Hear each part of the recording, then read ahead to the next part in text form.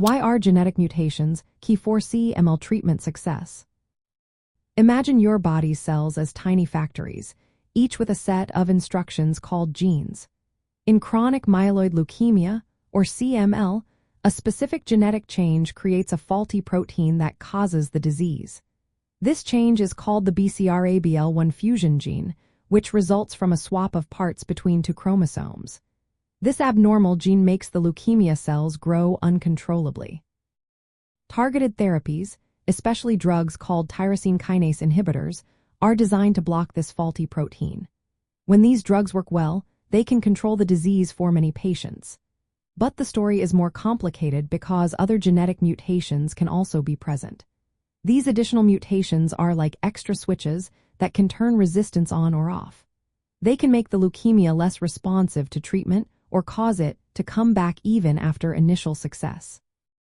At the time of diagnosis, many patients already have these extra genetic changes. Studies show about a third of people with CML have additional mutations in genes related to cancer. These mutations can interfere with how well tyrosine kinase inhibitors work. If these mutations are present, patients might not respond as strongly to standard treatments, and their disease could progress faster. That's why doctors often perform genetic testing early on to see what mutations are there.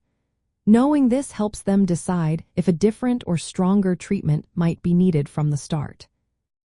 As the disease advances, more mutations can develop. These new mutations often make the leukemia harder to control.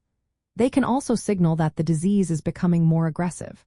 Certain mutations affect genes involved in how DNA is packaged and read, which can influence how the leukemia behaves and responds to therapy.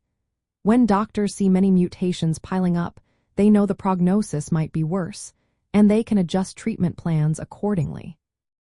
Understanding these genetic mutations is crucial because it helps doctors predict how a patient will respond to therapy. It also allows them to monitor for resistance during treatment. If a mutation that causes resistance appears, they can switch to different drugs that can overcome that resistance. This personalized approach, based on genetic information, improves the chances of controlling the disease effectively. In summary, genetic mutations beyond the main BCR-ABL1 gene are key players in how well treatment works in chronic myeloid leukemia. They influence whether the disease responds, resists, or relapses.